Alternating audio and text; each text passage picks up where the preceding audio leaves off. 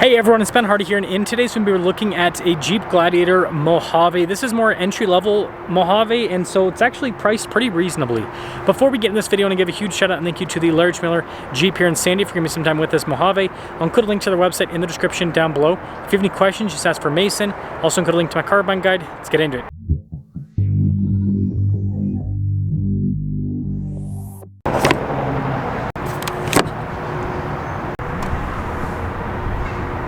Under the hood, we have a 3.6-liter V6 that goes through an 8-speed.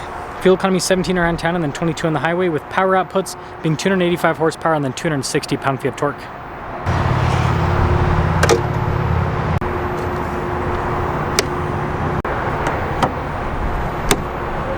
Now, before we move forward with this review, I do want to mention if you want to see more videos just like this, then I recommend you subscribe because I post content every single day. Now with the Mojave, you've got the hood vent there in the center. And then, surprisingly, this still has the cooler, more upgraded lights, even though it's more baseline. You got the new style of grille, you've got the orange recovery points.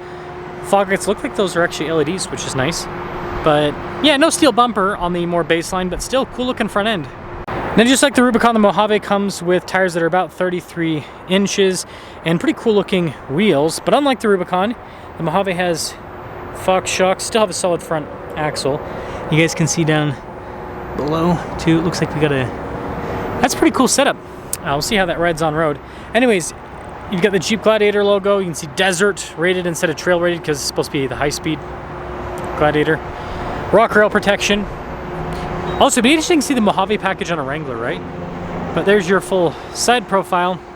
Unpainted hardtop on this, unpainted fender flares. Then you guys can see the shocks here with the reservoir and everything all next to each other. And then this leads us to the key fob where we have our lock and unlock function, remote start. Got the little flip out too, Jeep logo there on the back. And popping into the rear, that's fun. We've got LED lights, no bedliner with this, but again, it's baseline, right? Jeep logo there on the back. You've got the squared off taillights, more orange recovery points, and there's the rest of the rear. Now being a Gladiator, we've got a back door. So, soft touch there. Cloth seats with this package. Pretty cool design down the center portion. You got the netting. See the vents, window controls, outlet. It does have sliding glass in the back, but it is manual. This leads us up front. You can see keyless entry. Again, soft touch there. Quick look at the mirrors. No blind spot monitoring or anything. Payload on this is 1,050. Mojave! Again, cloth trim down the center. All of your adjustments on the side.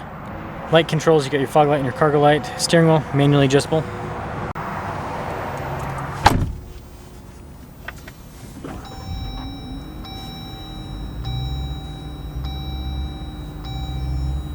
Now here's a quick look at the steering wheel. Got soft touch at the top and at the bottom, perforated trim on either side. Practical controls in the front, so for the center, your adaptive cruise control, radio controls in the back, and then your regular old stocks there in the back too. Mostly analog gauge cluster. You do have that digital element, and it also shows you the current driveline setup. But yeah, it'll show you basic vehicle information. Backup camera in reverse. It's got zoom.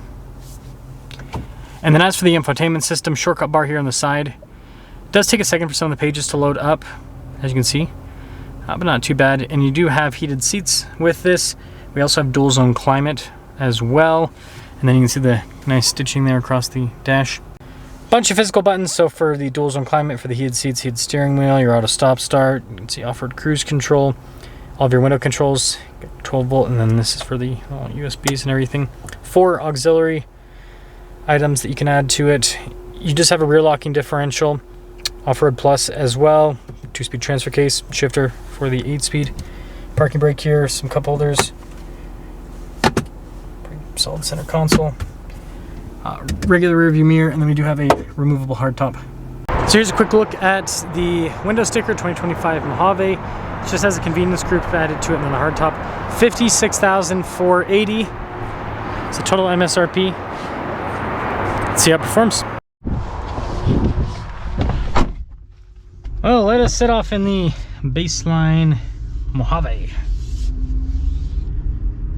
Or, you know, since I live in Utah and we always pronounce everything wrong, I'll say Mojave. If you went to just some random Utah neighborhood and picked out some like middle-aged guy or gal and just said, hey, say this word for me, I guarantee they'd say Mojave. I guarantee it. If you're from Utah, you'll understand. People just don't know how to pronounce stuff. But anywho, I think this is cool. I know people are still gonna gawk at the price, but hear me out, hear me out. So Toyota, right? They have crazy pricing going on with their Tacoma. A TRD off-road cloth seats is non-hybrid is about $52,000. So this is $4,000 more. Okay, you get Fox shocks, solid axles, front and rear, instead of just, you know, solid axle in the rear. You get a convertible, and you get, well, I mean, the Tacoma also has a rear locking differential. Let's see. I'd say you get a better crawl ratio. Like the Jeeps just always are, just with their gearing, just always lower than everyone else's.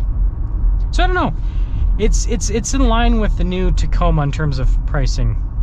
So yeah, if you compare this to a Colorado or a Ranger, yeah, it's more.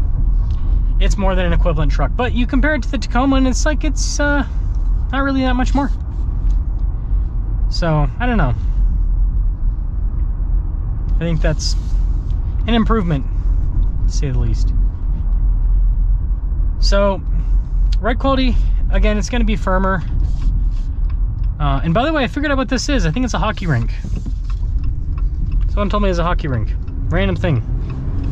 We got to talk about stuff that's in the background of the videos. This V6 is not too shabby. It's weird that this used to be a really strong powertrain for a mid-size pickup truck, and now because mid-size pickup trucks like the Ranger Raptor exist, this powertrain's kind of wimpier. It's not super wimpy, but it's kind of wimpier. The 8-speed does help out quite a bit. Something else that I'll say that I think is pretty cool is these seats.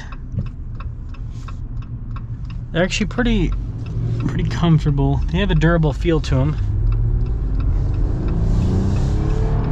Yeah, you just gotta wring it out a little bit, no big deal.